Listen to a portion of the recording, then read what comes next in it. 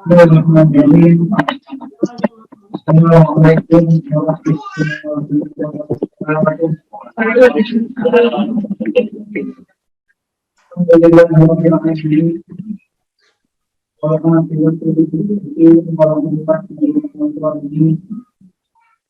Allahumma sholli wa sallim ala nabiyyina Muhammadin wa ala alihi wa sahbihi ajma'in.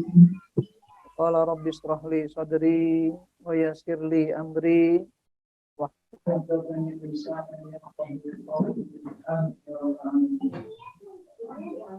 hadirin hadirat Bapak Ibu peserta nilai pelatihan ilmu waris yang diadakan oleh Sekolah Tinggi Syahid Al-Manar, baik yang hadir di majelis kita ini secara virtual bersama kita, mudah-mudahan biasa bermanfaat kepada kita semua, memberikan kecerdasan, memberikan kemampuan di dalam memahami ilmu waris secara Islam. Salam salam senantiasa tercurah pada Nabi Muhammad SAW.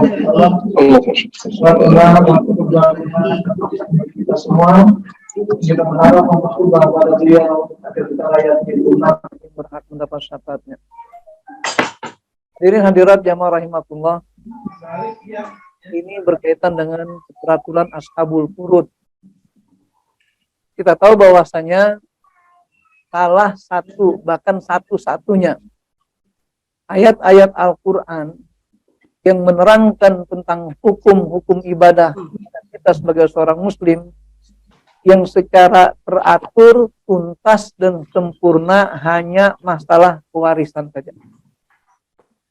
Contoh ketika Allah memerintahkan kita untuk sholat, Al-Quran tidak pernah menjelaskan tentang kapan waktunya dan berapa rakaat kita kerjakan. Tentang puasa juga begitu. Kapan mulainya, kapan berakhirnya puasa. Zakat pun begitu, nggak ada rincian, nisab dan seterusnya. Tapi masalah waris, Allah tentukan secara tuntas. Dari mulai tentang bagaimana konsep memiliki harta dalam Islam, sampai kepada siapakah mereka yang disebut dengan ashabul furud, dan berikutnya masalah furud muqaddarah atau bagian tertentu. Bahkan yang lebih pentingnya lagi, dalam ayat tersebut Allah mengatakan hijab. Di mana hijab dalam ilmu waris itu sangat dominan pengaruhnya karena bisa menghilangkan hak orang baik secara total ataupun secara sebagian. Karena hijab ada macam, ada hijab yang bersifat wasfi, ada hijab yang bersifat syahsi. Hijab bersifat wasfi itu adalah hijab di luar penghitungan waris. Itu namanya hijab bersifat wasfi. Artinya sifat yang melekat pada seseorang sehingga membuat dia tidak berhak mendapatkan bagian waris. Di sana ada beberapa hal yang bersifat wasfi ini. Ada yang pertama perceraian. Gara-gara perceraian maka putus hubungan saling mewariskan. Yang kedua, pembunuhan. Gara-gara membunuh mewarisnya, maka dia tidak boleh mendapatkan warisan. Yang ketiga, berkaitan dengan masalah agama, yaitu beda agama. Yang keempat, karena perbudakan. Ini semuanya disebut dengan hijab wasfi. Hijab yang menghalangi orang dari hak waris itu. Adapun hijab yang bersifat syahsi, itu dalam masuk kategori ashabul furud. Dengan pola kedekatan dia kepada mewaris. Maka makin dekat dia dengan mewaris itu, maka makin memungkinkan dapat bagian dari warisan. Makin jauh, makin terhalang bagiannya itu. Ini kita harus pahami tentang bagaimana Islam itu sedemikian rupa terkait dengan prinsip-prinsip pembagian warisan itu. Jadi sebenarnya, kalau kita merujuk pada ilmu-ilmu agama Islam ini, baik Al-Quran Sunnah ataupun fikih-fikih keislaman, nggak ada lagi yang tersembunyi. Nggak ada lagi yang tidak dijelaskan. Cuma sayangnya, di dalam memahami agama Islam ini, kadang-kadang kita terlalu berlebihan mengambil sebuah analisa kehidupan manusia. Sehingga tunduk kepada adat, tunduk kepada hukum positif, dan akhirnya membuat syariat Islam terabaikan. Inilah yang kita akan coba jelaskan tentang bagaimana keterangan Ashabul Furud. Dalam hal ini kita lihat Ashabul Furud itu, kita bicara tentang bagaimana cara kita memahami ketentuan yang terjadi.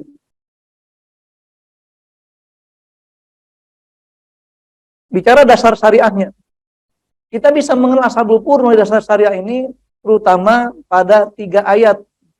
Ini sistemnya enggak respon.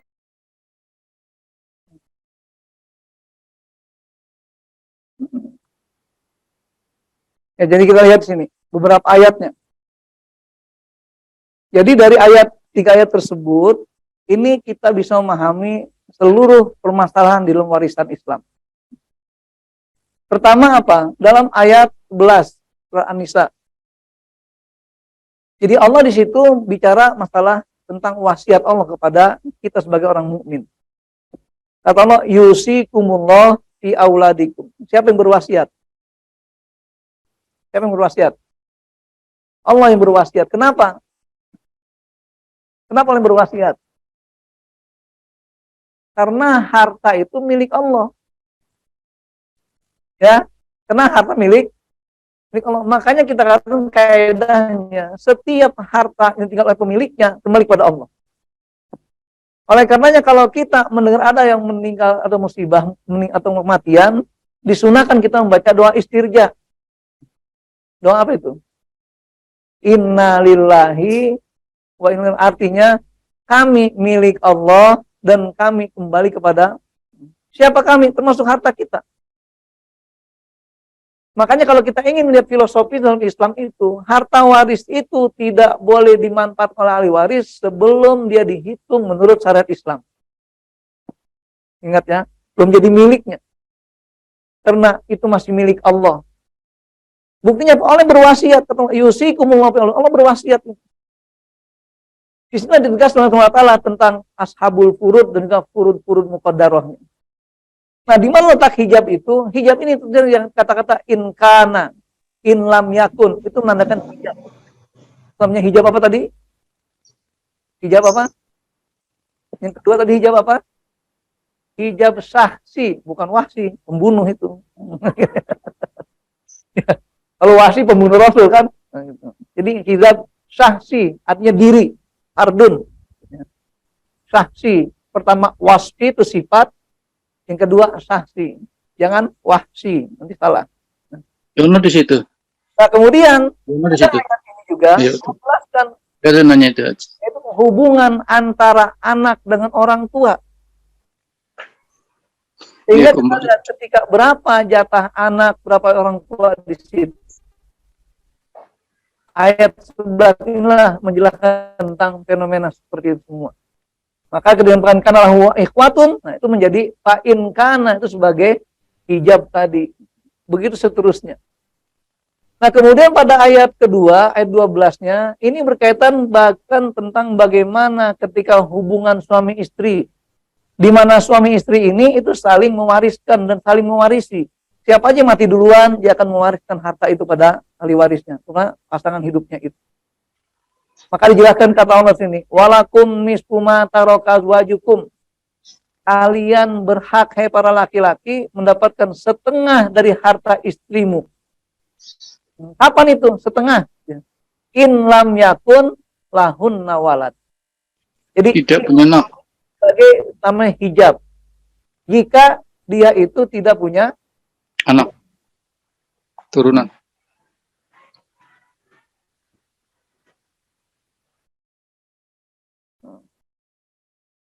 ya, jadi ini termasuk masalah hijabnya. Kemudian berikutnya dikatakan juga fa'in kana lahun nawalad, kalau istrimu itu punya anak, falakumur rubu', bagimu berubah jadi 1/4. Dan sebaliknya nanti istri pun begitu. Ketika suami meninggal tidak punya anak, maka istri bagiannya 1/4. Kalau ada anak 1/8. Coba perhatikan di sini. Ini kan bicara tentang dari awal atas itu dikatakan lidzakari mislu hadzil unsayain. Laki-laki jatahnya 2 kali jatah perempuan. Berlaku yang namanya 2:1. Dan ketentuan 2:1 ini berlaku secara umum. Pokoknya selama dia sederajat dan dia beda jenis kelamin, maka berlaku 2:1. Nanti kita diagramnya biar kita paham. Ini maka kita katakan dalam hal ini bagaimana cara kita memahami tentang keteraturan ashabul furud. Sebenarnya konsepnya gampang saja. Begitu udah paham konsepnya, insya Allah gampang kita urut ke bawah terus semuanya. Nah sekarang kenapa kelihatannya susah? Kelihatannya aja. Dan rasanya ya. Rasa yang susah. Ada yang 2 semester masih belum bisa juga. Apalagi gitu ya. Nah maka di dalam hal ini kita katakan itu ketentuannya. Sehingga dikatakan gini. Ketika istri yang masih hidup, suami meninggal, kalau ada anak di 1/8, nggak anak 1/4. Tapi sebaliknya kalau suami, ketika dia meninggal, kalau nggak anak setengah, kalau ada anak 1/4, 2:1. Begitu pula orang tua, ayah ibu. Ketika dalam asobah tadi dikatakan, kalau nggak punya anak, maka dikatakan apa? Abawahu yang akan mewarisinya. Jadi waris tunggal. Dengan prinsip, pokoknya lil ummi sulus, berarti bapak berapa? Kalau ibunya 1/3, bapaknya? Jika ibunya 1/3, bapaknya 2/3. 2:1 lagi berlaku. Ya, jadi jelaskan mulai. Ingat, ketentuan 2:1 itu bukan hanya berlaku kepada anak saja. Selama dia sederajat, laki perempuan sederajat, dan dia sebagai asoba di situ, maka berlaku 2:1. Nih kata kunci lo pegang dulu, biar jangan sampai kita keliru memahaminya. Nah kemudian di sini kita lihat, ternyata di samping ayat 12 ini menjelaskan masalah hubungan suami istri, juga menghubungkan tentang saudara seibu. Sekarang pertanyaannya, dari mana tahu banyak saudara seibu? Lihat di sini. Wa in kana rajulun yurus kalalatan aw imra'atun walau akhun aw ukhtun. Ya. Jika dia punya saudara atau saudara perempuan, katanya apa? Falikuli wahidi minhuma sudus. Bagian mereka masing-masing berapa? 1/6. Fa in kanu aktsara min dzalik, kalau dia lebih dari itu, 2 atau lebih maksudnya, dikatakan fahum syuraka'u fis sulus. Mereka berserikat pada jatah 1/3. Dan ini mereka bagi secara taswiyah, artinya sama-sama. Nggak ada bedanya laki perempuan. Padahal mereka sederajat. Kenapa? Karena mereka melalui jalur ibu, jalur perempuan. Ya, lihat ya. Ingat itu. Nanti kita lihat hadisnya di sini. Bahwasanya dikatakan ketika pembagian waris itu dikatakan prinsipnya apa? Al-hikul faraid bi ahliha fama baqiya li aula rajulin zakarin. Berikan orang itu bagian faraidnya dengan ketentuannya, kalau sisa arahkan ke laki-laki dari jalur laki-laki. Maka dalam Islam yang namanya jenis kelamin laki-laki sangat dominan menguasai warisan. Tapi jangan lupa, bagian terbesar warisan milik siapa? Dalam faraid ini. Milik siapa? Hah? Milik perempuan. Baik itu anak non saudara perempuan. Kenapa? Mereka kalau jumlahnya 2 atau lebih, mereka itu berhak mendapatkan 2/3. Kenapa enggak semuanya? Nah, lagi-lagi filosofi Islam yang harus kita pahami. Dalam Islam, harta itu bukan milik sempurna. Maka jangan pernah kita begini. Saya nih pokoknya nih harta saya sendiri, enggak ada. Ada hak orang lain di harta kita itu. Maka tolong apa secara umum, wa fi amwalihim hakun maklum lisaili wal mahrum. Ada hak orang lain. Ketika kita hasil usaha ini ada kewajiban zakat 2%. 2,5%. Berarti bukan milik kita. Tapi kenapa perempuan kok dapat 2/3 sebagai bagian terbesar, faraid terbesar? Karena perempuan itu tidak punya kewajiban berikan nafkah. Jadi nggak boleh ngambil semuanya, maksimal hanya 2/3. Kenapa? 1/3 kemungkinan wasiat. Ya, 1/3 kemungkinan wasiat apa? Batas maksimal wasiat 1/3. Sudah paham ya? Jadi kerangkanya ini, memberikan harta itu. Jadi jangan pernah kita merasa harta milik saya kok. Hasil jerih payah saya, enggak. Ada kewajiban-kewajiban lain. Makanya Allah jadikan harta itu amanat, bukan memiliki mutlak dalam hal ini. Itu yang ayat 12. Jadi jelas di sini. Kenapa sebagai tanda saudara seibu? Karena mereka tidak berlaku 2:1. Walaupun laki perempuan. Dengan ayat yang 176. Ini kan sama dengan kalalah juga. Dikatakan ini mru'un halaka laisa waladun walau ukhtun falaha nisfu ma tarok. Kalau dia punya cuman saudara perempuan satu, kedudukannya sama dengan anak perempuan satu. Berapa? Anak perempuan satu berapa? Setengah bagian.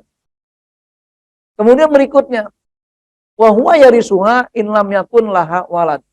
Dan saudara laki-lakinya itu menjadi asobahnya. Jadi kalau perempuan dapatnya setengah, maka sisanya jatuh pada saudaranya itu.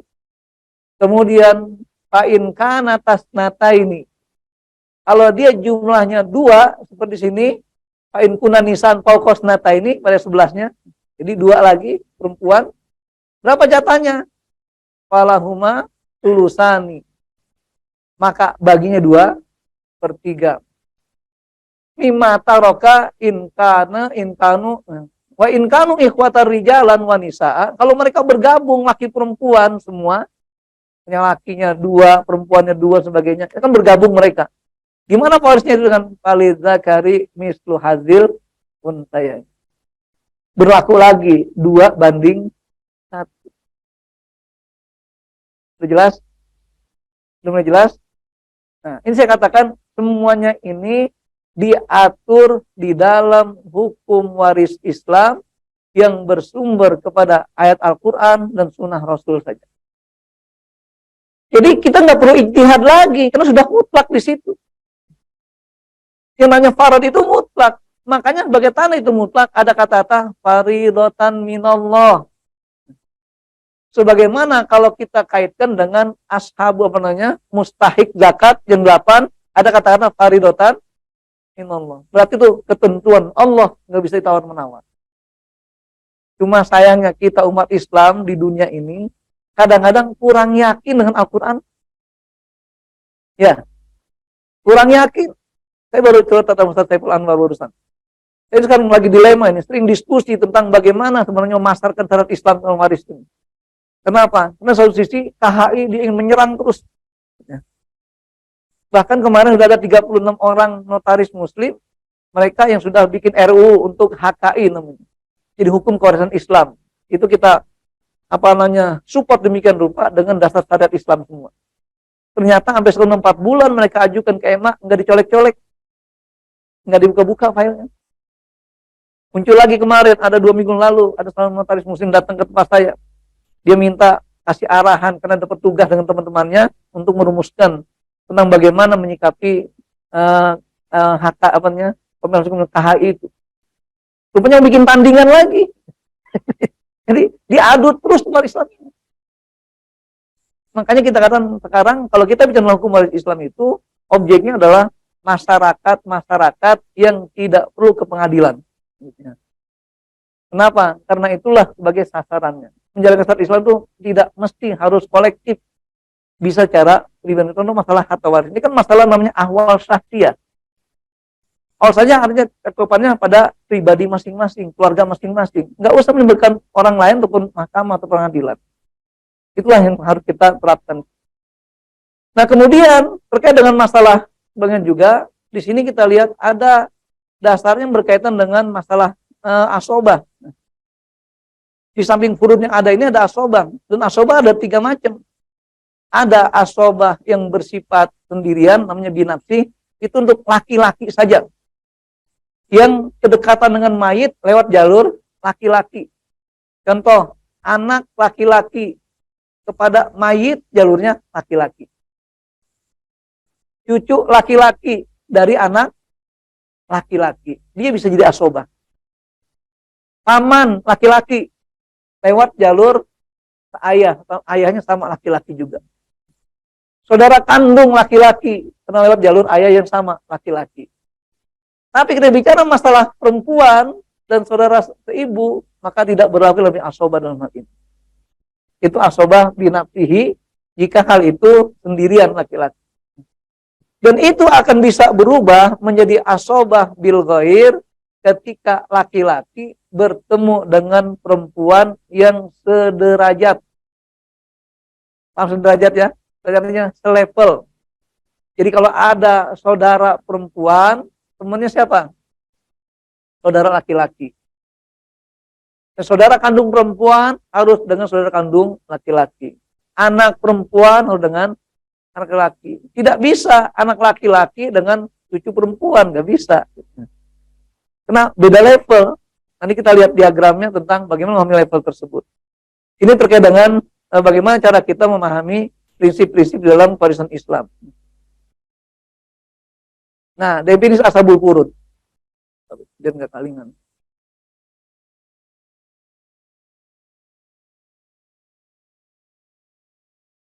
Udah ya, kelihatan? Nah, kata ashabul furud itu kata jamak dari kata-kata sahibul farad yang bermakna pemilik bagian tertentu, khususnya dalam harta waris. Jadi artinya dia berhak mendapatkan bagian tertentu apa? Ada kata ashabul furud, pemilik dari bagian-bagian tertentu. Ashabul furud disebabkan hubungan nasabiah dan sababiyah. Nasabiah ini enggak ada bekasnya, tapi kalau sababiyah ada bekasnya. Nasabiah itu selalu disematkan kepada jalur laki-laki. Ingat, nasabiah disebabkan jalur laki-laki. Kenapa? Karena perempuan tidak melahirkan generasi ahli waris. Anda akan melihat kalau sudah masuk ke darah ibu gitu. Ingat, perempuan tidak masuk kepada jalur ahli waris.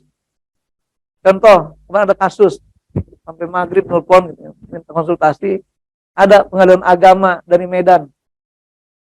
Itu memutuskan bahwasanya cucu lagi anak perempuan berhak mendapatkan warban asobah. Dia bilang dari mana rumusnya?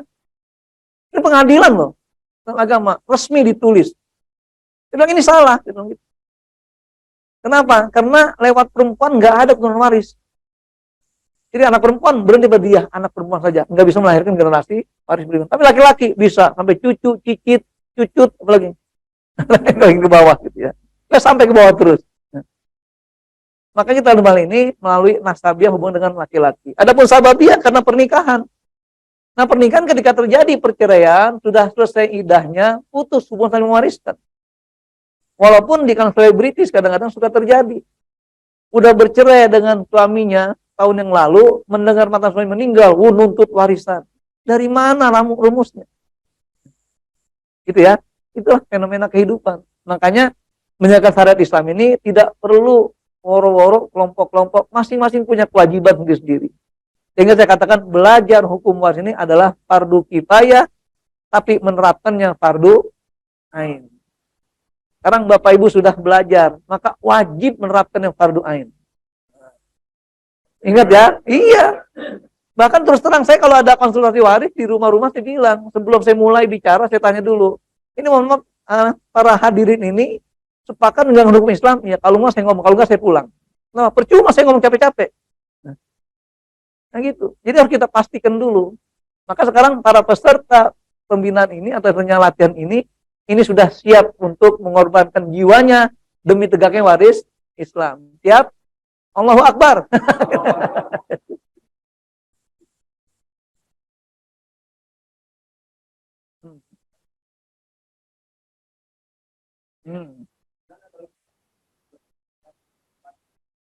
Udah ada Pak, itu dari notaris Muslim. Gitu ya.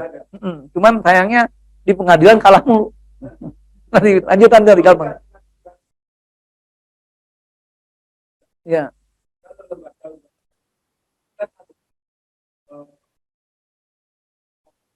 Iya mengadvokasi kan. Makanya kalau berarti kita emang iwaris gratis Pak. Jadi iwaris ini sejak berdiri 2014 sampai sekarang itu konsultasi gratis, tis. Ya. Sekarang kan datang Al-Azhar gitu. Jadi saya di sana nongkrongnya Selasa sama Kamis. Ya. Nanti ya Pak. Boleh ya, sangat boleh. Sangat boleh. Nanti di luar ini kita selesaikan dulu. Waktu terbatas masalahnya. Ini kalau saya potong dulu nggak selesai nanti. Kita bicara tema ashabul furud dulu. Bahkan sebenarnya saya mengambilnya yang kemarin terakhir mestinya tentang bagaimana konsep atau apa namanya tahapan pembagian waris itu. Itu lebih klimaks. Cuma karena besok tanggal 24 saya ada acara di Bogor dengan sama juga seminar waris gitu ya. Jadi udahlah saya geser majuin dikit. Jadi pokoknya kalau ada Jumat Sabtu Minggu udah muter aja. Nah, insya Allah kita lanjut dulu biar selesai ini. Nanti selesai silakan mau ngomong apa aja silakan. Sampai dengan tadi. Nah, ini masalah sababiyah. Jadi perceraian itu memutus hubungan pernikahan, pewarisan dengan prinsip kedekatannya kepada mayit. Jika ia laki-laki yang terhubung kepada mayit melalui jalur laki-laki disebut asobah. Ya. Jadi syaratnya terhubung dengan jalur laki-laki. Makanya penyematan yang namanya nasab itu kepada mayit. Umpamanya anak mayit berarti. Saudara-saudara mayit. Nanti kita buat keteraturan, bahkan kita buat aplikasinya untuk membantu Bapak sekalian nanti. Cuma karena sekarang waktu terbatas, nanti kita lihat kapan lagi ada pertemuannya. Nah, dalam mengelompokkan ashabul furud sangat dibutuhkan pengetahuan tentang hijab. Banyak tadi orang tidak bisa membagi waris karena nggak paham hijab. Karena tadi pengadilan agama Medan itu. Dari mana dia menentukan hanya cucu laki-laki dan anak perempuan dapat jadi asobah? Dia nggak paham hijab. Bahwa yang namanya perempuan itu tidak bisa melahirkan generasi ahli waris. Kenapa? Karena anak dari anak perempuan itu ayahnya ada, laki-laki kan? Nah gitu. Jadi bukan perempuan. Kecuali kalau Isa mati kepada Maryam. Nah maka nanti menyangkut hal ini ketika bicaranya gimana anak hasil zina, bukan anak haram gitu ya. Anak hasil zina.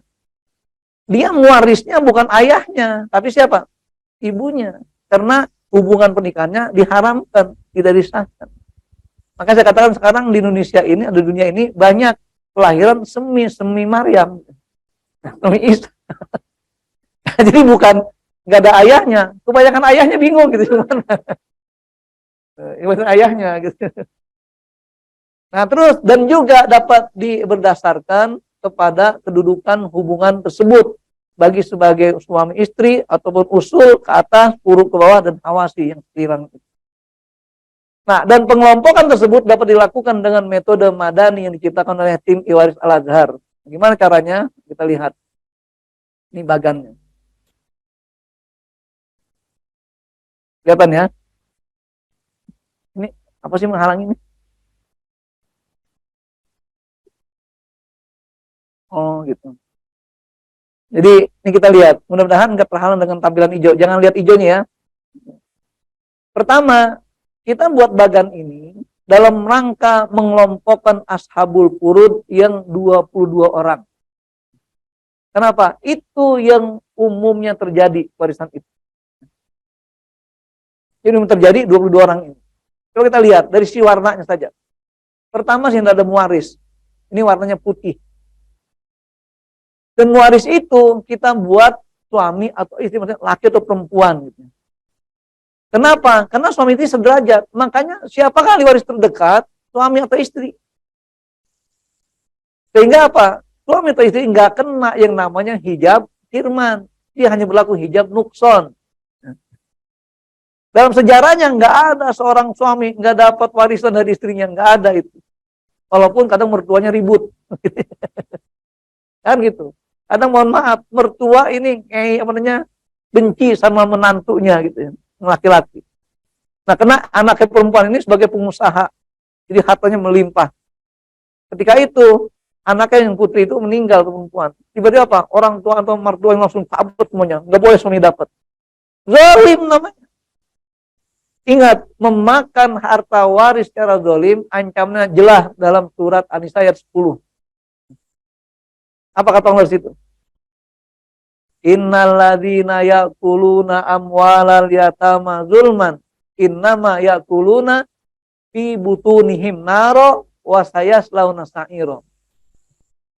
Sesungguhnya orang-orang yang makan harta waris yatim, harta waris maksudnya, secara zalim, maka balas sepertinya dia makan api dalam perutnya. Dan dia akan dimasukkan neraka yang menyala-nyala di akhirat nanti. Kenapa orang masih berani memakan harta waris secara zalim? Karena ancaman neraka bersifat gaib. Artinya apa? Manusia itu diancam neraka, jarang yang takut. Tapi kalau ancaman LP Cipinang mulai pada takut. Iya kan? Kayak kasus kemarin aja tuh. Yang 6 syuhada dibunuh gitu ya. Diancam neraka, nggak ada yang takut. Mereka nyantai aja. Nah, giran kasus Samse gitu ya. Ya. Akhirnya apa? Mulai kasak kusuk sehingga bintang-bintang banyak berjatuhan. Maksudnya bintang-bintang polisi jenderal yang berjatuh. Nah, itu kenapa? Karena tadi ancamannya LP, ancamannya hukum pidana. Jadi manusia itu takut hukum pidana ketimbang hukum Allah SWT. Nah, maka bagi orang mukmin nggak begitu. Kalau ancamannya jelas, seperti makan api. Berarti apa? Orang seperti itu sama aja ngumpulin setan dalam perutnya. Karena api merupakan bahan baku setan. Udah makan setan selalu, dia tidak akan menerima nasihat-nasihat, apalagi kebenaran syariat agama. Itu yang terjadi. Nah, kita lihat sini, ini putih. Nah, kemudian kemana dulu dari putih ini? Kita tanya, antara suami istri sebagai nomor satu. Karena nggak mungkin suami istri sama-sama jadi ahli waris yang sama atau mewaris yang sama. Nggak mungkin, salah satunya pasti. Nah, ketika mati barengan, gitu ya, maka ahli warisnya tidak lagi suami istri, tapi ke bawahnya. Siapa itu? Ini warna hijau. Hijau ini sebagai tanda kesuburan, maka sebagai cabang, uruk. Jadi dengan adanya pernikahan ini lahirlah anak. Kita bedakan laki dengan perempuan. Kata Allah apa? Walaisa dzakaru kal unsa. Makanya program KB keliru kampanyenya itu. Ya. Laki perempuan sama saja. Benar nggak? Nggak benar.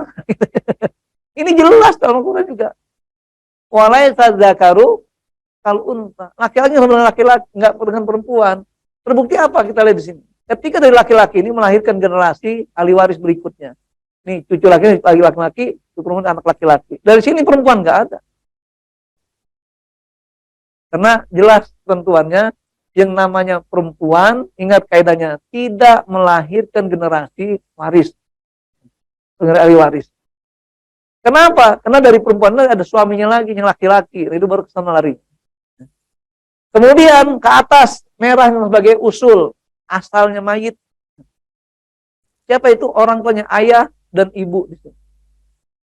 Lihat ketika ayah dan ibu. Bedanya apa di sini? Setelah ayah, ada di atasnya kakek dan nenek. Sementara ketika ibu cuma nenek saja, nggak ada kakek. Karena ke atas pun begitu. Ibu tidak meneruskan generasi laki-laki ke atas. Maka dia harus yang sejenis. Ibu ya dengan nenek, bukan dengan kakek. Begitu pula kadang terjadi, satu kakek, neneknya berganda, gitu, bercabang. Kan bisa 4 ya? Bisa 4. Nah ini syariat loh, pas saya bilang gitu ya. Jadi makanya kita lihat. Setelah ini baru kita akan bicara masalah bagaimana kedudukannya itu. Kemudian ketika di sini nggak ada juga, baru mulai ke samping. Lihat garis pertama ini.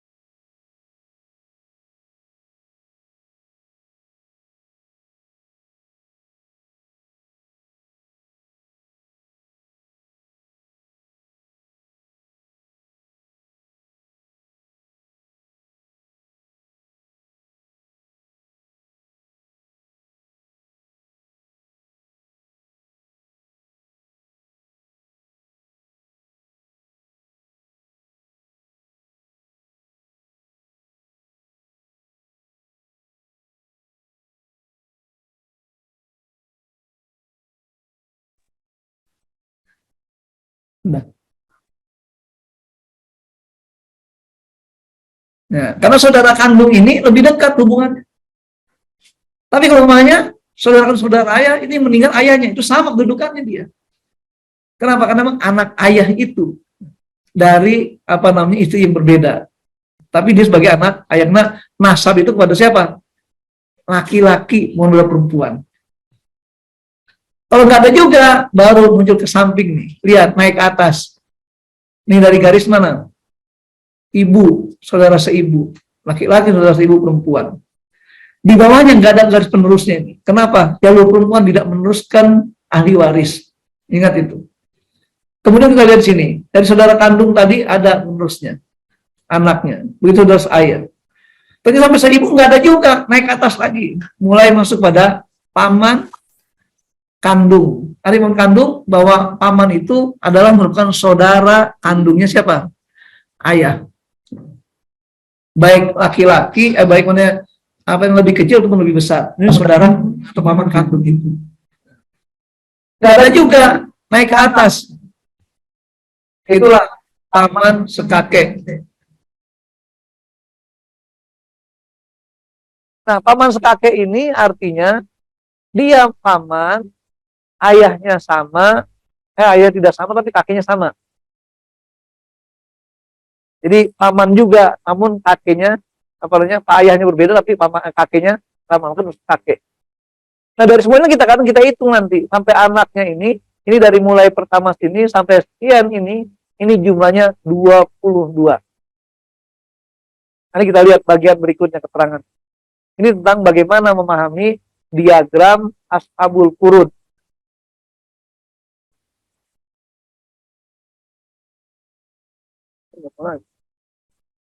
Hah? Turun ke bawah.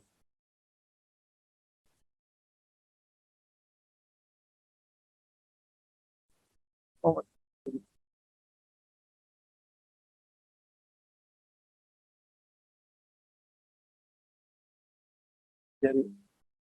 Jadi ini kita lihat. Sekarang hubungan nasabiah waris dengan waris. Ini kita mulai belajar tentang bagaimana mendudukkan keteraturan Ashabul Furud. Pertama gitu ya, kelompok ini ada kelompok suami istri, kita nomor 1. Penyebabnya karena sababiah. Kemudian kelompok laki-laki, anak laki-laki. Ini anak statusnya, kemudian hubungannya lah anak kandung, dia sebagai furu kedudukannya itu. Itulah anak perempuan. Ini anak kandung juga furu. Terus sampai pada cucu perempuan. Naik ke atas sebagai usul, yaitu ayah, ibu, kakek, nenek, dan nenek dari ibu. Ini keterangan tadi di atas kita gambarkan dengan ukurannya itu. Berikutnya, hubungan nasabiah melalui waris dengan ahli waris yang lainnya, yaitu saudara kandung, kemudian hawasi di situ. Nah kalau hawasi itu artinya mereka kata hawasi dari hasyiah. Kalau kita sering baca kitab kuning, ya pernah baca kitab kuning, yang warna kuning, itu biasanya matanya di tengah, keterangan di samping kiri kanan, itu namanya hawasi atau hasyiah. Maka disebut hasyiah bajuri, ada hasyiah bajurumin, macam-macam. Ada hasyiah nawawi, kenapa? Karena keterangan di samping itu. Kalau kita kan istilahnya bukan catatan kaki, catatan perut, dan catatan apa lagi? Endnote, catatan akhir. Itu kaki footnote. Jadi footnote dan kaki, ada pun akhir catatan endnote. Nah kemudian berikutnya terkait dengan hubungan instrumen hawasi. Sampai kepada masalah saudara laki ibu, perempuan, anak laki dari saudara kandung, seterusnya sampai kepada anak dari paman. Itu anak dari paman sekakek. Ini semua dari 22. Sekarang kita bicara bagaimana mengelompokkannya. Ada 4 kelompok farad yang kita gunakan metode Madani. Pertama, kelompok laki-laki. Ini biar untuk mudahnya. Kenapa kelompok laki-laki ini? Karena kita berupaya untuk mengelompokkan ahli waris, dia tidak rancu. Karena kalau kita cuma belajar dari diagram-diagram aja, kadang rancu kita. Siapa yang lebih dekat dari itu semuanya? Nah ternyata, kalau kita analisa lebih lanjut, yang namanya Ashabul Furud cuma 4 kelompok aja. Ingat, 4 kelompok saja. Ini adalah metode yang termudah memahami hukum waris Islam dalam rangka ashabul furud itu. Siapa yang pertama ini? Laki-laki.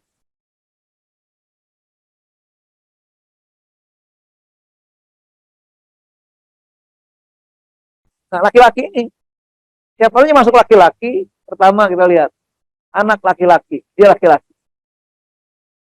Cucu laki-laki juga, laki-laki. Ayah, laki-laki. Kakek, laki-laki. Saudara laki-laki kandung, laki juga. Laki saya laki-laki juga. Anak laki dari saudara kandung, laki. Sampai terusnya kita lihat di sini, karena anak lagi dari paman kakek, laki-laki semua. Kan dia laki-laki, maka dia punya kesempatan mendapatkan jatah asobah. Karena jalurnya lewat laki-laki. Hadisnya jelas dikatakan, Fama bakia, kalau tersisa, bahwa li aula rojulin zakarin. Jadi kata-kata aula rojulin itu jalur, zakarin jenis kelamin. Ingat ya, jadi penetapan tentang ashabul furud ini, yang namanya nasab itu, yang namanya jalur laki-laki harus jenis kelamin laki-laki. Makanya ketika masuk pada seibu, nggak laki-laki lagi hitungan dia. Dia sudah tidak menjadi asobah lagi di situ. Itu kelompok pertama, kelompok laki-laki. Berikutnya, kelompok perempuan. Siapa kelompok perempuan itu? Ini lihat. Karena perempuan dia tidak punya hak ashabul sebagai asobah, maka harus dijelaskan paradnya masing-masing. Contoh pertama kita lihat. Anak perempuan. Berapa jatah perempuan itu? Jika dia cuma satu saja, maka dia jatahnya setengah. Jika dua atau lebih, 2/3. Jangan pernah keliru, anak perempuan dapat berapa? Dapat 1/4, nggak ada kamusnya. Gitu ya. Anak perempuan dapat 1/3, nggak ada kamusnya. Tapi kalau kita buka KH itu, mungkin itu terjadi. Itu masalahnya. Contoh gini, ketika ada seorang laki-laki meninggal, ada istri, ada anak, ada saudara, langsung 1/3 semuanya. Dari mana rumusnya itu? Makanya saya katakan, kok kenapa kita jadi a priori dengan hukum Islam, hobi dengan hukum Islam, kalau kita dia umat Islam. Makanya orang sono tertawa ngerti kita umat Islam. Bahkan saya sering diskusi juga dengan para pendeta itu, ketika bicara masalah hukum waris. Jadi alhamdulillah dengan saya menyematkan konsultan waris ini, itu di chattingan kita banyak jawaban, banyak komentar. Bahkan sampai website iwaris itu yang nengok itu sehari tidak kurang 100 orang sehari. Yang download aplikasi itu di atas 64.000, itu yang permanen. Belum yang mereka cuma download besok dihapus, itu ratusan ribu. Tapi uniknya kita nggak pernah berikan iklan masuk di situ. Kenapa? Kita bayar ke Google, bukan kita dibayar. Ini perjuangan. Makanya saya katakan perjuangan gitu. Kita nggak tanggung-tanggung. Makanya satu-satunya aplikasi, walaupun banyak itunya sama-sama itu, waktu kita buat, atau kita launch tahun 2014, itu yang ada aplikasi waris cuma 2 saja. Pertama iwaris, pertama I3, pertama iwaris, kedua yang punya MUI, namanya Syajaratul Waris. Ya. Jadi penyusunan secara cabang-cabang gitu. Yang kedua, yang ketiga punya Malaysia itu ada. Dari Dewan Malaysia. Nah sekarang ketika kita buka ini kan kita nggak batasi dan kita nggak urus hak patennya. Setelah orang mau embed silakan, mau hack silakan. Sekarang kalau antum buka semua di aplikasi itu ada di internet, hampir sudah 15 macam aplikasi. Mirip-mirip. Jadi kita pelopor. Tapi mereka nggak berani nyantumin nomor telepon. Coba lihat. Tapi kalau waris, kita antum. Silakan dia mau tanya karena mau diskusi silakan. Bahkan dulu awal-awal kita launch ini, yang kita tayangkan, beberapa alumni dari Universitas Madinah Munawwarah itu mereka datang nelfon lah. Ketika mereka bertanya tentang bagaimana masalah akdariyah, kita jelaskan semua. Ini kita berupaya, dan ini kita buat hanya 2 bulan, 3 orang kita membuat itu. Kita alhamdulillah ada teman yang satu itu ahli statistik, dia yang mengelompok. Makanya inilah kita katakan nih teknologi ini beliau yang menentukan tentang masalah bagaimana menyederhanakan tentang pemahaman ashabul furud itu. Kemudian ada yang ahli IT-nya, dia buat demikian rupa aturan-aturan itu sehingga saling berhubungan koneksinya itu. Dan saya turunkan syariatnya itu, dasar-dasarnya apa kita buat. Itu 3 bersaudara, tapi sekarang tinggal berdua saja karena yang ahli statistik ini beliau sudah wafat terlebih dahulu. Nah, itulah kita katakan, makanya saya selalu didoain jangan cepat-cepat wafat Ustaz. Kenapa? Kiamat datang. Karena ilmu faraid, ilmu yang pertama kali dicabut sama Allah. Dicabutnya bukan dengan hilang, tapi dengan dimatikan para ulama tentang warisan. Maka saya berusaha ingin sehat terus, mudah-mudahan. Yang mudah-mudahan memberikan manfaat. Jadi kembali pada masalah ini. Jadi perempuan tadi. Perempuan itu karena nggak ada asobahnya, maka dia dibagi ketentuan farad. Nah, cucu perempuan dari anak laki-laki, nggak boleh anak perempuan. Maka statusnya sama dengan anak perempuan. Setengah kalau sendirian, 2 terlebih, 2/3. Ingat, ketika bicara perempuan, ansih, dan dia termasuk orang terdekat dengan mayit, maka perhitungannya sendiri setengah, ketika 2 terlebih, 2/3. Maka jangan sampai salah ketika anak perempuan dapat 1/4. Siapa yang ngajarin? Berapa anak perempuan jatahnya? 1/5. Dari mana rumusnya? 1/8. Apa konsepnya? Nggak ada. Kenapa? Karena itulah merupakan ketetapan yang sudah baku dalam Al-Quran. Kemudian saudara perempuan kandung dan saudara perempuan seayah. Makanya tidak ada saudara perempuan seibu. Dia masuk kelompok perempuan, tapi dia masuk kelompok ibu. Nanti lihat. Nah, dikit lagi. Kemudian berikutnya. Nah, kelompok ketiga. Ini kelompok ibu. Jadi 3 kelompok. Pertama tadi, kelompok laki-laki. 2 kelompok perempuan. 3 kelompok ibu. Siapa saja masuk ibu ini? Kita lihat. Ibu. Ini satu sebagai ibu. Kenapa? Karena dia kelompoknya kelompok ibu. Jatahnya karena ibu ini bukan ashabul furud, bukan asobah, maka dijelaskan farad. Jika ibu ini ada anak yang bisa menjadi ahli waris, maka jatahnya cuma 1/6 saja. Jika tidak ada anak, maka dia dapat 1/3. Dan juga jika tidak ada saudara kandung, saudara ayah. Kenapa? Karena saudara itu bisa mengurangi jatah ibu. Dari 1/3 bisa jadi 1/6. Jadi kalau ada saudara, ada ayah ibu, maka ibu yang tadinya mestinya 1/3 kena asobah itu dengan ayah, maka berubah. Ibu 1/6, ayah baru 2/3 plus bagi asobahnya. Itu seterusnya. Kenapa? Karena saudara terhalang oleh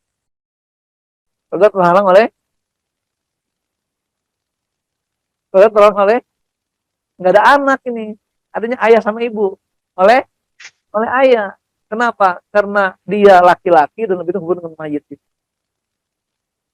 Kemudian berikutnya, saudara laki-laki seibu. Jadi lihat, karena dia seibu, maka posisinya sama dengan ibu jatahnya. Saudara laki-laki dia kan? Dia laki-laki. Tapi karena jalur ibu, jatahnya kayak ibu. Ya, kalau sendirian, ada anak, nggak ada anak di 1/6. Ketika tidak ada anak atau yang tidak ada anak saudara, dia akan dapat 1/3. Begitu seterusnya. Saudara perempuan seibu juga sama. Makanya ketika mereka berhimpun semuanya, maka mereka menguasai 1/3 rame-rame semuanya.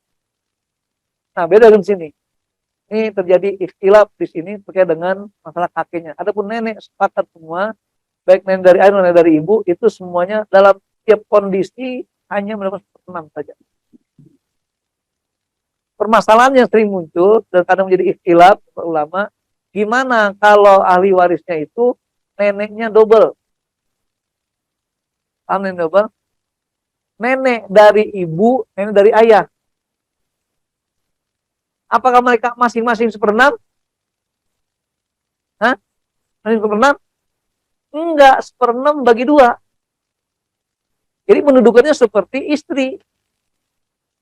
Ya, seperti istri. Istri itu kalau jumlahnya 2 atau lebih, mendapatnya seperempat istri itu. Bukan masing-masing seperempat. Nah, dibagi 2. Kalau ini 2, kalau 3, bagi 3. Kalau 4, begitu mulianya istri itu. Berbagi.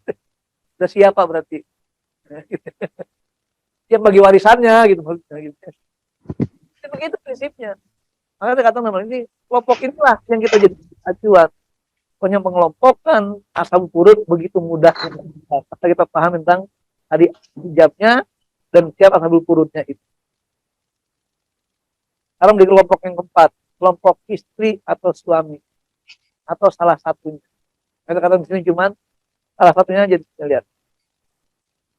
Suami, maka di sini nomor 22 tapi 20A. Karena nanti namanya sama, cuman bedanya dia suami atau istri. Ketika suami di sini, ini jatuhnya sama. Iya, ketika nggak ada anak setengah, udah anak. Karena di sini berlaku 2:1, makanya ketika istri balik. Jadi ketika ada status bagi suami istri, yang meninggal suaminya, nggak ada anak, istri dapat 1/4. Ketika tidak ada anak 1/4, ketika ada anak jadi 1/8. Lihat di sini perbandingan. Ketika tidak ada anak, ini setengah, ini 1/4. Berarti kan setengahnya. 2:1. Begitu pula ketika di sini 1/4, sini 1/8. Juga 2:1. Ini terkait dengan pengelompokan di dalam pewarisan dalam Islam.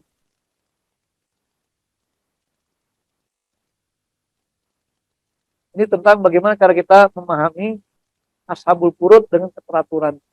Sekarang kita sedikit menyinggung masalah diagram tadi untuk mengetahui tentang kedudukan. Kita akan bicara tadi kan masalah derajat. Sekarang pertanyaannya, dari anak ke mayit ini berapa level dia? Hah? Ini muaris nih, ini muaris dari mayit nih. Dari anak ke muaris berapa level? 1. Ini kan ada garisnya. Dari sini langsung turun ke anak. Maka dia sama kedudukannya dengan dari ayah ke mayit. 1 level juga. Sehingga dalam akhir surah An-Nisa ayat 11 kata Allah apa? Aba'ukum wa abna'ukum la tadruna ayyuhum aqrabulakum naf'an. Jadi antara ayah dan anak kalian nggak tahu kemestiannya mana yang lebih dekat hubungan. Cuma adalah berlaku yang namanya hukum kondisional. Apa kondisional? Saya tanya, Bapak ketika bekerja nyari nafkah ditanya buat siapa Pak? Nah, anak bilang, buat orang tua saya. Termasuk yang masih muda-muda gitu ya. Udah bekerjanya nafkah buat apa? Pasti nanti buat rumah tangga saya, rumah anak. Gitu. Makanya terutama dalam prakteknya anak lebih dekat dibanding ayah hubungan dengan mayit. Makanya cara menghitung waris dari anak dulu sebagai penentu. Tadi kita kan ayah ini kalau nggak ada anak bisa jadi asobah. Karena nggak ada anak maka berubah jatah ayah. Ya.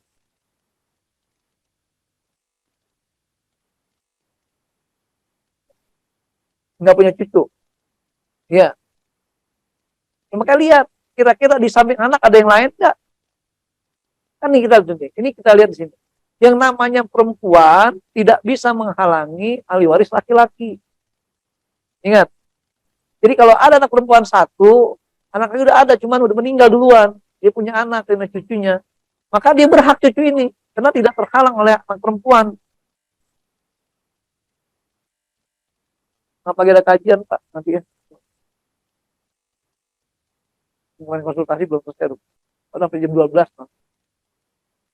Jadi di sini. Ketika ada anak perempuan 1, ini anak laki yang meninggal terlebih dahulu dari muarisnya. Dia punya anak lagi nih, cucu berarti kan. Maka nggak terhalang. Jadi asobah cucu laki-laki itu. Ini sama kalau dengan ini 2:1. Kalau sederajat. Tapi cucu dengan anak perempuan sederajat nggak? Enggak. Makanya di sini anak perempuan sendiri setengah.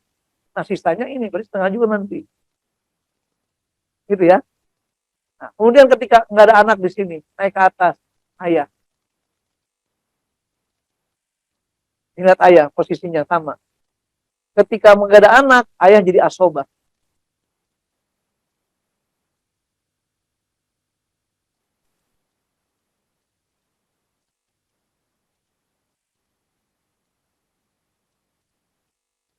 Ya, ya.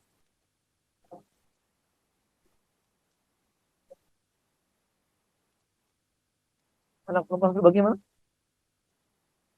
Cucu perempuan. Heeh. Seandainya, umpamanya di sini ada anak perempuan satu. Iya. Kemudian ada cucu perempuan. Heeh. Sekarang ada perempuan aja. Ya, anak kan laki dua laki meninggal nih. Ada cucu perempuan dan anak laki-laki. Begitu aja. Nah, sekarang kita lihat. Ketika perempuan bertemu perempuan, maksimal berapa jatahnya? Perempuan bergabung dua orang, berapa? 2/3. Sekarang anak perempuan jatah sendiri berapa? Setengah apa? Nah, untuk mencukupi 2/3, tambah ini cucu berapa itu jatahnya dia? 2/3 dikurangi setengah berapa? 1/6. Berarti cucu perempuan kalau dia sendirian ini dengan anak perempuan ini dapat setengah, ini dapat 1/6. Gitu ya. Nah, makanya paham. Masih bingung? Ulangi lagi. Tenang aja. Kan nggak boleh sekali aja, harus terus-terus gitu. Apalagi kita kan dari pelatihan waris, Pak, 1 hari penuh, Pak. Dari jam 7 jam 5. Nah, tenang aja dari waris. Pakai aplikasi, gampang. Semudah balik telapak tangan. Tapi jangan jadi penasehat dulu. Jadi bingung tanya dalil bingung. Nah, kemudian berikutnya. Jadi contoh ini.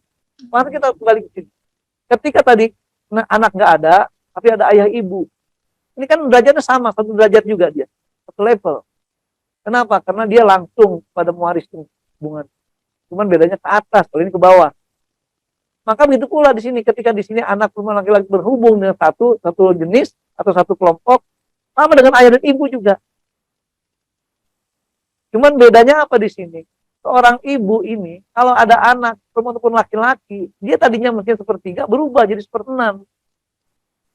Begitu pula ayah, karena ada laki-lakinya, asobanya ayah 1/6. Tapi tidak ada laki-laki, anak perempuan doang. Ayah jadi asobah. Ini mereka 1/6, ibu ini setengah. Nah, ini asobahnya buat ayah. Gitu ya. Dari mana dasarnya? Nanti lihat ayat-ayatnya semuanya. Makanya mending kita dudukkan dulu pengelompokannya. Ini kelompok di sini. Ini level 1, ini level 1. Yang pertanyaan muncul dan sering terjadi ketika ada namanya kasus Akdaria. Nah, Yuli masih ingat Akdaria? Lulus kalau nggak ingat berarti. Jadi Akdariah itu adalah ketika dalam ahli waris ini ada kakek, ada saudari perempuan kandung. Coba sekarang kita lihat. Kakek ke mewaris berapa derajat dia? Berapa level? Hah? 2. Hitungnya dari mana? Dari kakek ke ayah, dari ayah baru ke mewaris. 2. Sekarang saudari kandung perempuan ke mewaris berapa derajat? Sama, 2 juga. Dari mana? Dari ke ayah ibu dan baru ke mewaris. Kan berarti sama kedudukannya ini, walaupun beda posisi. Nah, yang terjadi adalah ketika maunya ada ahli waris ini, maunya ada saudara kandung, ada anak atau ada istri dan sebagainya. Kemudian bagaimana jatah kakek? Kakek itu kan 1/6 jatahnya. Sementara saudara kandung perempuan kalau sendirian berapa? Saudara perempuan kandung sendirian berapa jatahnya? Ini kelompok perempuan ingat. Kalau sendirian berapa? Setengah. Perempuan itu kalau sendirian selalu setengah. Kalau 2 atau lebih, 2/3. Ingat ya, kelompok perempuan. Beda kelompok ibu nanti. Kalau sendirian, 1/6. Kalau gabungan mereka rame-rame sepertiga, alhamdulillah masuk sudah. Lagi ingat aja, tebak-tebak. Jadi itu. Nah sekarang kita lihat sini, kan mestinya saudari perempuan kan setengah, kakek seperenam, sepertiga, seperenam. Oh lagi ngomong lain, jangan keras keras biar ngeganggu gitu. Jadi kakek ini seperenam. Padahal kalau kaidah dalam waris itu yang namanya sederajat laki perempuan harus 2:1. Makanya Imam Zaid bin Thabit dari dalam perkara ini tadinya ngasih saudara perempuan setengah, kakek seperenam, maka dirubah sama beliau, diambillah bagian perempuan ini untuk menyempurnakan kakek, jadi hitungannya 2:1. Maka dalam pola penghitungannya itu menggunakan pola aul yang berkali-kali dalam akdariyah. Berat ya? Itu mestinya materi besok minggu depan. Ini sekarang masih asabul purun aja dulu kita cara. Apa pusing dulu Bu, besok biar nggak pusing pekan depan. Nanti Ustaz Lahatam Raja saya akan menyampaikan. Sudah serinya itu. Jadi mulai penghitungan yang minimal 4-5 macam pola penghitungan, ada adel, ada rod, ada aul, ada umariyatain, dan ada akdaria. Itu semuanya akan terjadi di situ. Jadi masing-masing kita tahu dasarnya. Ini semuanya ada dalam Al-Quran, As-Sunnah, dan fikih-fikih Islam. Ngapain pakai hukum positif, hukum adat? Itu salahnya di situ. Padahal kita selalu berharap ingin menerapkan hukum Islam dalam hidup kita. Kok dia tidak mau menyimpang terus? Itulah PR bagi kita semuanya. Mampukah kita menerapkan hukum Islam ini dalam kehidupan kita sehari-hari? Termasuk masalah waris Islam. Karena ini sifatnya berdasarkan harta, maka Allah dengan tegaskan dengan ayat itu, sehingga Allah dengan isyaratnya mengatakan bahwasanya tidak ada lagi ijtihad mungkin dalam hati. Sudah disempurnakan. Tapi prakteknya banyak ijtihad yang ingin memunculkan hukum adat dan hukum positif. Yang terjadi ketimpangan hukum terus. Bayangkan, di Mesir itu, kalau ada pengadilan agama, itu bukan lagi Islam dan non-Muslim, tapi permadhab di sana itu. Umpamanya, yang bermasalah pada Syafi'i. Karena hukum sangat pesat di sana. Di kita, orang yang hukum Islam itu dianggap radikal, dianggap ekstrim, macam-macam. Makanya inilah kondisi kita saat ini. Itu yang katakan bahwasanya sekarang perjuangan kita bagaimana bisa menelurkan gagasan dan hukum Islam ini di kalangan DPR. Karena kalaupun kita gembor-gembor di bawah, DPR nggak ada yang mengusulkan, nggak jadi. Kadang juga DPR udah oke ACC, tapi nggak diundangkan di dalam setiap negara, maka nggak dijalankan. Maka proses sangat panjang. Itu sebenarnya adanya politik will dalam kehidupan kita itu. Sehingga kita katakan, kalau kita punya konsep Islam seperti ini, tapi nggak punya kekuatan, akhirnya kita cuma di bawah doang. Maka saya sedang grassroots aja. Jadi udah pokoknya tingkat bawah tuh, saya susupin kemana aja. Saya kalau udah hari Jumat atau Minggu itu, nyusur kemana-mana itu. Tahun kemarin Tangerang, sebelumnya ke Bekasi, ujung sana daerah. Tengok tengah tengklok. Ya, iya emang.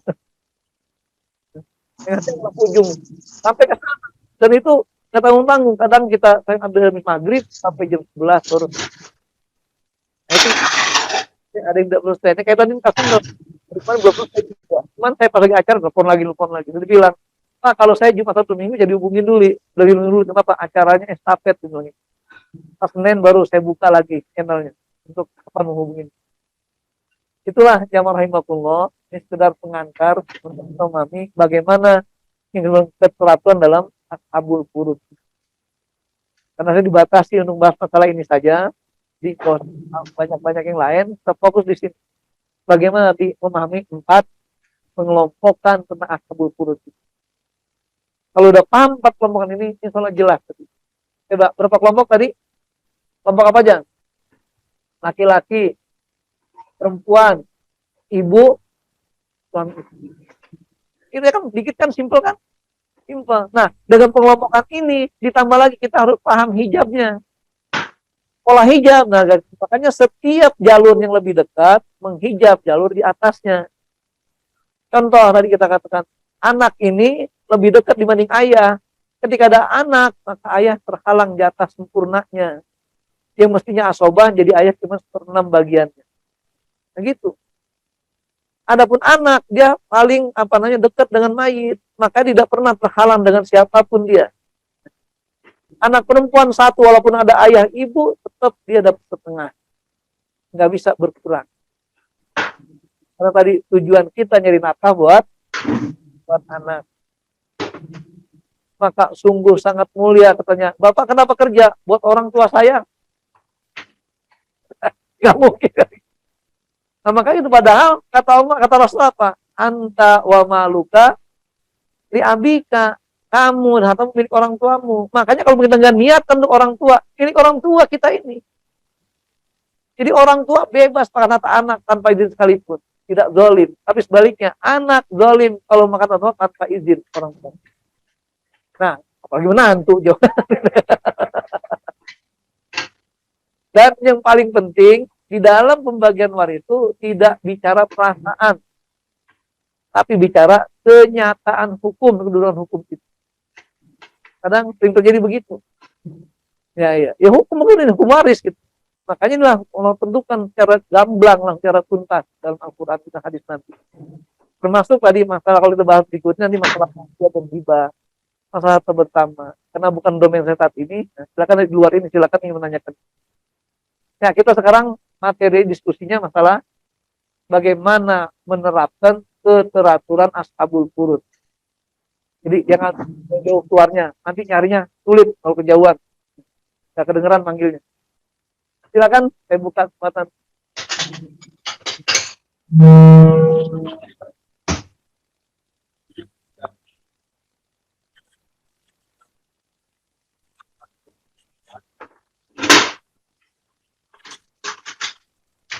Istri menikah.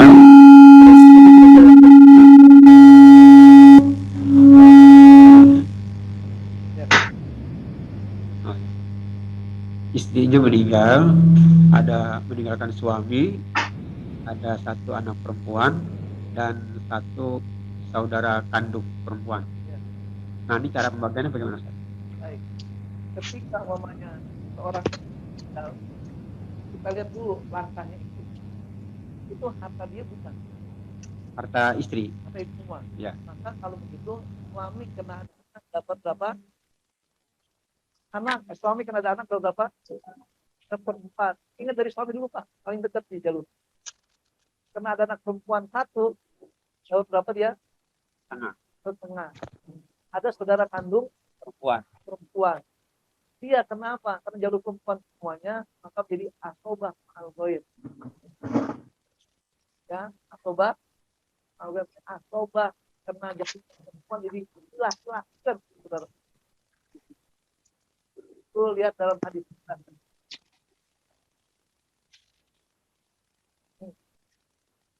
Jadi hadis Mas'ud radhiyallahu taala bintin wa binti wa ibni. Dia adalah saudara perempuan. Maka Rasul menerapkan hukumnya adalah sama untuk anak perempuan itu setengah. Itu adalah suami kan. Kemudian untuk anak perempuan kenapa? Ini hukum anak 20. Nah, adapun untuk saudara perempuan dengan wama bakia alil bukti. Sobahnya untuk saudara. Jadi kita sebagai laki-laki kita mencoba mahal boy. Jadi AMG kayak mobil Mercy. Jadi dengan AMG Asoba mahal boy. Adapun ABG Asoba bil boy. Asoba binafsi. Kita yang ABN, ABG, AMG. Pengertian asobah itu apa? Itu buat pengertian besok ya. Jadi nggak apa-apa biar tahu. Asobah itu artinya dikatakan pemberian jatah waris sisanya setelah dipotong oleh ashabul furud yang ada. Makanya yang namanya asoba itu selalu hubungan laki-laki. Kenapa? Laki-laki bisa mengambil semuanya. Contohnya kasus kematian anak-anaknya laki-laki walaupun bayi. Itu asobah dia. Kenapa? Laki-laki walaupun maksudnya ayah, ibunya juga mesti dapat. Tapi mereka tidak beribut bagian seperenam itu. Yang diributkan oleh ayah ini siapa? Hak asuh. Kenapa? Karena harta jatuh ke anak semua sebagai asobah. Ya. Lumayan kan kalau hartanya 3 miliar, coba masih bayi punya uang 3 miliar, orang berebut ngasuhnya. Jadi gitu. Jadi intinya di situ. Makanya kenapa? Karena asobah sisa. Makanya asobah juga bisa, nggak dapat. Karena kalau cucu tadi, cucu laki-laki, anak laki-laki, kan asobah di posisinya. Cuman ada saudara, ada anak, ada istri, ada ibu, semua ada ayah. Dia akhirnya nggak kebagian, karena habis jatahnya. Jadi begitu seterusnya. Itu namanya asobah yang sengsara. Asobah tapi nggak dapat jatah. Gitu. Asobah sengsara. Beda kalau asobah sendirian. Jadi suami istri meninggal gitu. Anak laki-laki 1 orang saja. Ya udah ambil semuanya. Gak ada ayah, gak ada saudara. Kenapa? Karena menjadi milik laki-laki. Makanya kalau ada laki kata apa nih pengadilan agama udah beres urusan semua. Ketika ada anak perempuan 1 atau 2 saja mereka kenapa? Kan bilang dulu sih. Udah kalau kalau dan posisi laki-laki. Jadi posisi itu. Kata saya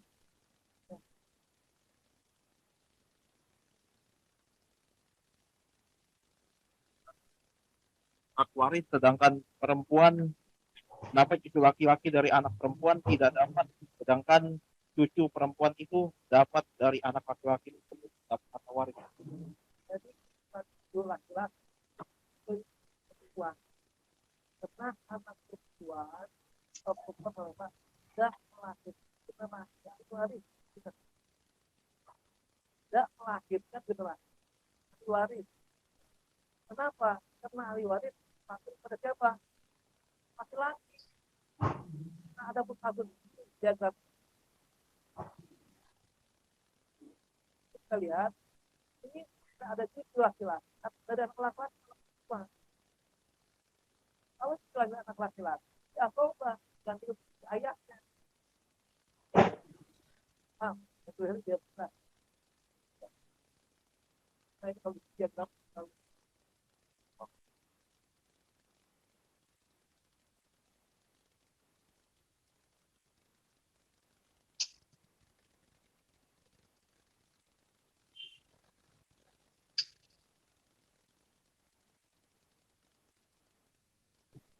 ya, mereka lihat kasus ya, pokoknya ada A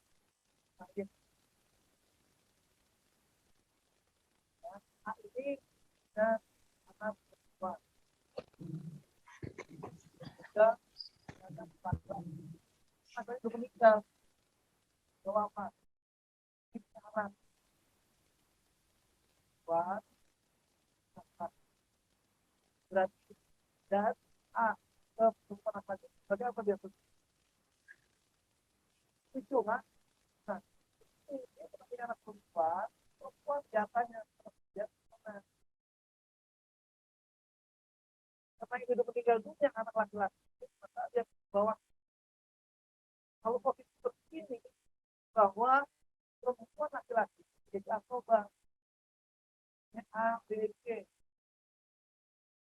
asoba A, B, G mau boir boir AMG kalau sama ABG ada derajat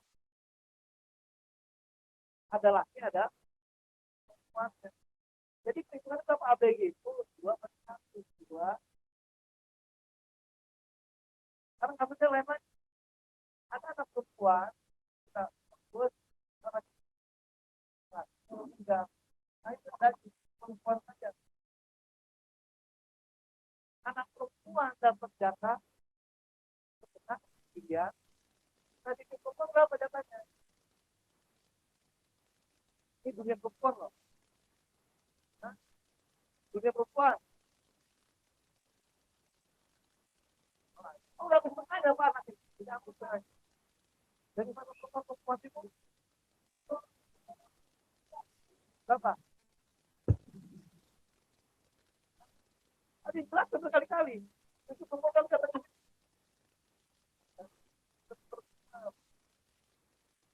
apa? Untuk penggenapan jadi dua. Nah, itu ya, jelas. Jelas itu tetap. Jadi masih saya katakan secara waris itu ya sudah 2 kali harus tutup harus tutup. Nah, sebagai bangkit maka saja.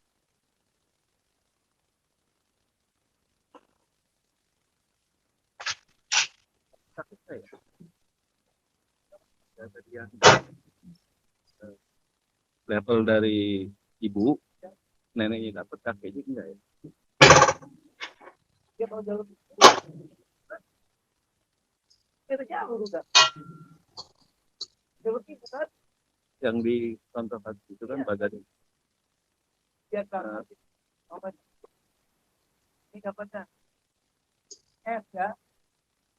Nah, ya. Dia U ya U. Kemudian ya. Mas, ada ini dapat enggak? Ada hubungan bukan kakek dari istri, kakek dari ibu. ada lagi U. Iya, iya, Yang kakeknya. meninggal Ibu. Bukan, itu Ini itu. meninggal. Siapa? Terhalang dengan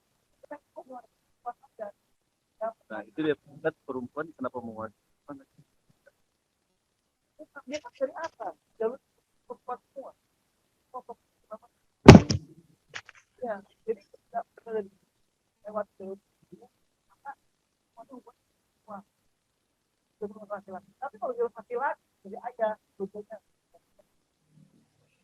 itu laki-laki lebih kuat kita. Karena itu menyebabkan Rancunya yang mewarisi itu berarti kan mewarisi ya. maksudnya mati kita ada ke atas jalurnya Oh, kuat kita. bukan yang mewarisi tapi Mewarisi karena ke ada, atas. Ya, nggak ada tapi kalau ada terhalang. betul. Jika ada ibu, dia terhalang ini dia. Ada ayah, dia terhalang gitu. Gitu ya. Hah? Emang gak gitu, Pak? 2 hari. Ada yang bertanya di Zoom. Ada jadikan.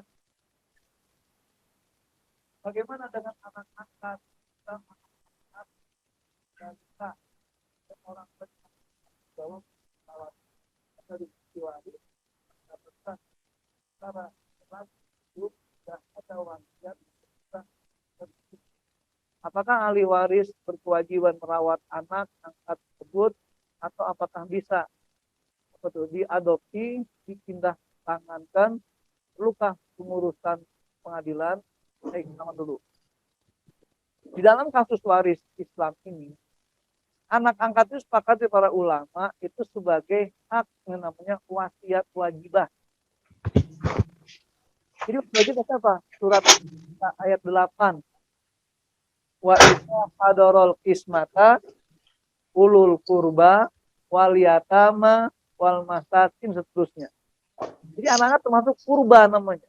Kenapa? Hubungan terdekat. Walaupun dia bukan nasab. Ingat, kata takluk itu tidak mesti nasab. Beda seperti saudara seibu. Ibu itu masih nasab. Nah, bukan nasab, tapi itu kurba, kerabat. Maka nanti ada kata-kata ahli waris zawil arham. Dalam Islam, zawil arham sebagai kerahiman. Bukan farad. Di KHI sebagai farad. Itu masalahnya dari mana dapatnya. Kalau alasannya, dulu kan dalam Islam sejarah awal itu sampai saudara aja bisa mewariskan. Tidak dulu ketika Islam datang terhapus sudah semuanya. Ini kadang-kadang kemarin keterangan dari ada buku apa yang Ustaz Yasir tentang pewaris kontemporer di Indonesia itu. Jadi mukadimah saya baca itu. Soalnya kenapa sejarah itu dulu sebelum Islam datang, awal-awal umat Islam di Madinah itu sampai saudara dianggap saling mewariskan. Kenapa? Begitu pesan Jibril kepada Nabi Muhammad. Itu kan sebelum turun ayat waris. Sebelum ayat waris dihapus semuanya, termasuk wasiat yang ada dalam Al-Baqarah 180. Atau apa? Kutiba alaikum idza hadarakumul maut in taraka khairanil wasiyah lil walidain wal aqrabin. Itu sebelum turun ayat waris. Setelah ayat waris maka enggak ada lagi wasiat kepada ahli waris. Maka kata Nabi apa? La wasiyata li warisin. Jadi di zaman ini kan anak angkat masuk kategori wasiat wajibah. Nah, kalau dalam filosofi yang saya sampaikan itu bukan wasiat filosofis. Kenapa filosofis? Karena filosofinya kita kalau ngangkat anak itu landasannya kita rela harta kita dimakan oleh anak itu. Karena dia bukan termasuk ashabul furud, maka diambilnya dalam konteks wasiat tadi. Dalam wasiat itu maksimal 1/3, makanya nggak boleh lebih. Nah, untuk menentukan siapa? Ahli warisnya yang menentukan, mau 1/5, 1/7, 1/8, terserah. Karena namanya sifatnya pemberian, rahiman. Jadi makanya anak angkat itu bisa dapat kerahiman lewat wasiat wajibah itu. Maksimal hanya 1/3. Nah ini kasus yang kemarin tadi nelfon itu dia anak angkat. Tapi menguasai semua. Karena katanya pesan dari ibu almarhum, ibu angkatnya itu, artinya semua soal atas nama dia. Ini kesalahannya. Sehingga paham bagaimana teknologi dalam agama Islam itu. Makanya kenapa 1/3 tadi? Karena 1/3 merupakan harta yang berhak diwasiatkan. Artinya di luar dari ketentuan ashabul furud atau furud muqaddarah. Maka tadi perempuan ketika jumlahnya 2 atau lebih, dia nggak mungkin mengambil semua. Dia hanya mendapatkan 2/3. Karena 1/3-nya potensi untuk wasiat tadi. Jadi anak angkat di sini berhak mendapatkan kerahiman maksimal berapa? 1/3. Boleh nggak ahli waris sepakat membagi 1/5? Silakan, itu kesepakatan ahli waris dalam memberikan warisan itu atau kerahiman itu. Nah kemudian gimana kalau namanya diwariskan anak angkat? Ya, memang budak diwariskan. Kalau budak diwariskan, budak berupa barang, tapi anak angkat bukan barang. Dia hanya pengasuhan saja. Makanya boleh diangkat lagi oleh ahli waris. Umpamanya, udahlah, ini anaknya saya angkat lagi sebagai ahli warisnya, saya pelihara lagi, silakan. Tapi ketika nggak ada yang ngangkat, dia berhak mendapatkan bagian maksimal 1/3. Itu masalah anak angkat. Tadi kalau tanya, apakah ahli waris berkewajiban merawat anak angkat? Ya kalau memang dia tidak dapat, ya harus dirawat. Tapi kan sifatnya dia punya hak tadi wasiat wajibah itu. Biar bisa hidup sendiri. Kemudian apakah perlu pengadilan? Ini tergantung. Kalau ingin secara syar'i saja nggak perlu pengadilan. Karena dalam Islam yang penting ada 2 saksi yang misalkan itu. Ada transaksi, ada pengangkatan anak tersebut. Yang kadang-kadang repot itu kayak kasus kemarin ini. Jadi rupanya itu ponakan-ponakannya datang aja ke rumahnya, tinggal di situ, atau apa? Menyematkan sebagai anak angkat. Padahal nggak ada transaksi anak angkatnya gitu. Cuma tinggal situ terlalu lama gitu. Awalnya cuma datang dari kampung, tinggal di situ sehari 2 hari betah, sebulan 2 bulan betah, sampai 5 tahun betah, 10 tahun betah, sampai nikah gitu, betah juga dia. Karena yang anak angkat, makanya boleh bingung, kapan gua ngangkat lu? Gitu. Jadi itulah masalah yang harus dibuktikan dengan saksi tadi. Bagaimana dengan harta waris yang belum dibagikan, namun sudah dipakai sebagian oleh bagian ahli waris? Itu termasuk harta halal atau subhat? Haram, zalim. Gitu ya. Bukan subhat. Artinya apa? Makan harta yang belum tentu haknya. Tetapi hal itu bisa dikondisikan. Gimana kondisikan? Diperhitungkan jatah dia berapa persen di situ. Kan yang terjadi kadang-kadang sebagai istri ini. Karena istri merasa sebagai wakil suaminya. Gitu. Mohon maaf, kadang sering terjadi itu. Itu seorang ibu ketika dia punya anak tinggal mati suaminya. Dia bilang sama anaknya, udah nak, kamu nggak usah repot. Ibu akan bagi-bagi semua. Lah, emang harta siapa? Gitu. Ibu cuma 1/8 jatahnya kok bisa berhak membagi menghibahkan macam-macam. Kecuali kalau ada harta bersama, pisahkan dulu harta istri itu. Jadi begitu, maka dalam ini kita katakan ketika ahli waris makan harta dengan cara zalim tadi, itu udah haram hukumnya, bukan hanya subhat. Kecuali mereka sudah hitung bagiannya masing-masing, kemudian ternyata ibu memakannya belum sampai lunas bagiannya, itu halal bagi dia. Tapi dikurangi jatahnya ketika dibagi waris. Umpama, setelah jatah seorang ayah, seorang ibu saat itu, 1/8 nih sebagai istri ya, 1/8. Ternyata apa? Harta dari 1 miliar. 1/8-nya berapa? Ini kita kasus. Umpamanya nih ada istri, setelah peninggalan dari suaminya itu 1 miliar. Kemudian ada anaknya di sini. Laki, perempuan, laki. Jadi kan nanti anak sobat anak aja, nggak kemana-mana. Nah kemudian istri ini bilang, udah nih nanti ibu yang atur semua. Nanti kalian aku bagi-bagi semuanya. Padahal istri ini jatuhnya berapa di sini? Cuma 225 juta aja kan? 1 miliar. 100 berapa? 125. 125. Ya, 125, iya, 125. Nah kemudian ternyata istri itu sudah beli apa aja, beli mobil, beli ini, macam-macam. Apa yang terjadi? Berarti itu zalim dia sisanya. Tapi kalau dia cuma hanya beli emas harga 10 juta gitu ya, ini belum zalim. Kenapa? Karena dia masih pada lingkungan harta yang dia berhak dapat itu. Itu sekarang ketika ada kesalahan, di-compare. Tapi kalau memang dia lebih bagus lagi, hitung dulu, biar jelas. Kenapa? Karena tadi prinsipnya, harta ketika ditinggal mati oleh mayit, milik siapa? Milik Allah. Tanya Allah dulu. Allah, izinkan saya untuk pakai harta ini. Kata Allah, silakan kamu hitung, nih ada warisan. Nggak bisa Allah, pakai aplikasi waris. Selesai.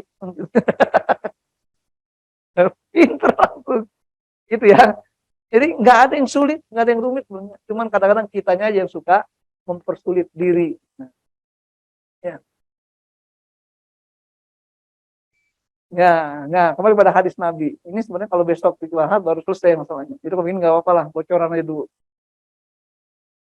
Jadi nanti saya sampaikan lewat dari Bogor nanti. Jadi begini, dalam hadis Nabi dikatakan begini, Innallaha farada al-faraid liman ba'dakum. Sesungguhnya Allah itu mewajibkan faraid itu untuk generasi setelah kalian. Coba, siapa bisa maknanya ini, hadis ini? Kata-kata diwajibkan faraid untuk generasi setelah kalian ini. Artinya apa? Artinya apa? Ya, artinya apa di situ? Mananya?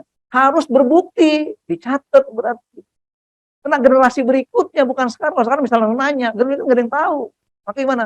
Pakai saksi, maka dicatat. Maka sekarang selalu saya katakan, apa saja yang bermasalah harta waris, dicatat semuanya. Seperti tadi ibu orangnya, dia pakai harta warisan itu, belum dibagi, itu dicatat. Udah lewat jatah dia atau belum? Itu bagus namanya. Sehingga ketika terjadi pembagian, Nina, ibu udah pakai sekian, tolong berikan maaf ya, atau dengan maafannya, ampunan gitu ya, ya dimaafkanlah gitu ya. Dimaklumi gitu. Kenapa? Karena ibu nggak punya penghasilan lagi, kecuali ini hidup begini. Dia sadar inilah hak anak-anak juga. Makanya dia itu akan lebih bagus. Itu Nabi banyak untuk generasi setelah kita ini. Makanya mau tidak mau harus dicatat. Kenapa? Nanti berakhir pada kaidah tentang mahkamah itu kata Rasul apa? Kunna nu'maru biqada'iz zawahir wallahu yatawalas sarair. Kami diperintahkan untuk menghakimi sesuatu yang nampak in zahir. Ini ada bukti. Adapun yang tidak terbukti atau yang tidak ada jahat buktinya, Allah yang akan menilai semuanya itu. Makanya dalam kaidah usuliyah dikatakan apa? Al-mudda'i bil bayyinah wal mungkir bil yamin. Orang yang mengklaim sesuatu harus punya bukti. Kalau dia mengingkari dengan sumpah, sumpahnya bukan udah sumpah demi enggak, sumpah di depan masjid, di depan jamaah 4 kali sumpah. Kalau 5 kali sumpah juga Allah laknat kali itu juga. Itulah sumpah yang sampai hak orang lain, zaliman di situ. Itu Pak ya. Jadi harus dicatat. Dan yang kedua mungkin sebagai peringatan bagi kita. Sebenarnya bagi waris itu kapan sih? Apakah nunggu kuburan sampai kering? Apakah sampai rumputnya sudah hijau semua? Nggak ada urusan. Kenapa harta waris ketika ditinggal mati saat ini udah jadi harta waris? Maka Islam mengajarkan untuk dihitung dulu. Adapun eksekusinya boleh dengan musyawarah. Eksekusinya penerapan mana yang lebih dulu bisa cair dibagi silakan. Kalau ada perusahaan, ada peninggalan yang bisa dikembangkan, maka tetap dijaga keutuhannya, tapi hasilnya bagi secara waris. Begitu katanya. Besok selesai kalau penghitungan minggu depan. Terima kasih ya. Sampai ketemu lagi dalam kesempatan lain. Nanti di luarnya udah lewat sedikit lagi zuhur. Jam 12 kan ya? Atau masih ada lagi? Ada kesempatan? Oh, satu lagi. Silakan satu lagi.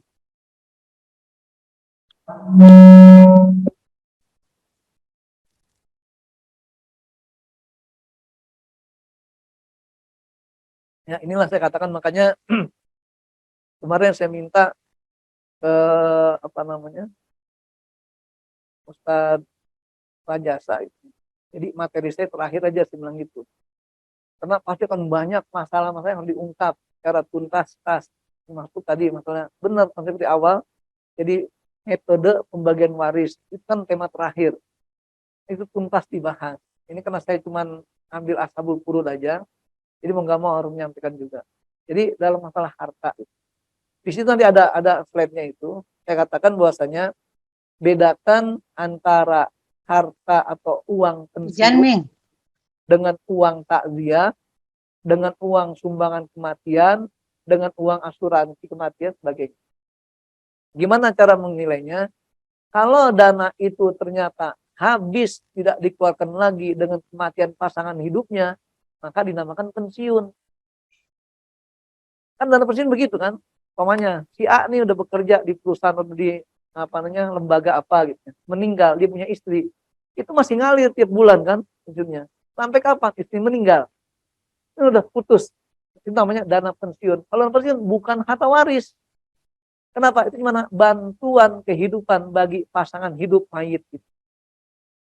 Tapi kalau dana asuransi, itu emang untuk waris. Kenapa? Karena itu sumbangan yang muncul karena kematian. Dan itu hanya sekali saja, nggak mungkin tiap bulan. Kan bisa gitu kan, asuransi, apalagi biasanya, jangan kematian, itu ketika meninggal termasuk uang takziah.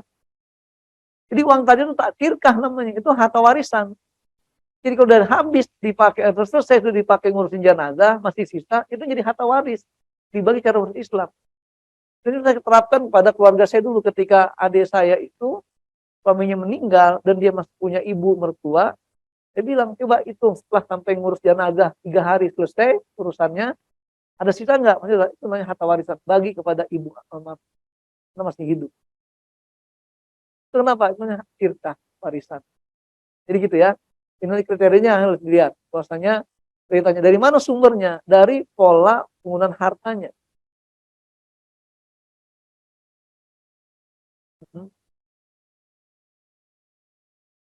Itu kan wasiat melalui waris nggak boleh, Pak. Ini loh, wasiat melalui waris sifatnya tidak dibolehkan. Kenapa? Batal. Walaupun Bapak nulis sampai 1000 kali namanya itu aja gitu ya. Islam mengatakan la wasiyata diwarisin. Maka lebih percaya hukum Islam atau hukum kantongan. Kenapa kantongan? Yang penting kantongnya penuh. Jadi gitu ya. Insya Allah apa yang bertemu lagi dan kita sambung dalam kesempatan lain untuk lebih perdalam. Silakan kita leluasa hari Selasa, hari Kamis kita buka terbuka.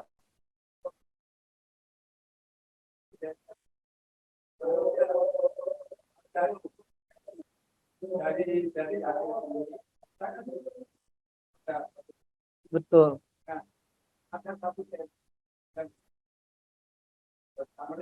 Boleh nggak apa? Nanti tinggal diatur aja kapan waktunya. Ya, insya Allah besok ada summary-nya kok, materi yang sudah dijelaskan. Nanti kalau emang kurang yakin juga, silakan nanti secara pribadi, secara kelompok, silakan. Atur aja waktunya. Baik, saya mohon maaf ya, karena nggak pernah tuntas kalau waris itu. Nah, kita sepakat untuk mengakhiri sesi ini dengan ucapan alhamdulillah. Alhamdulillahirrahmanirrahim. Wassalamualaikum warahmatullahi wabarakatuh.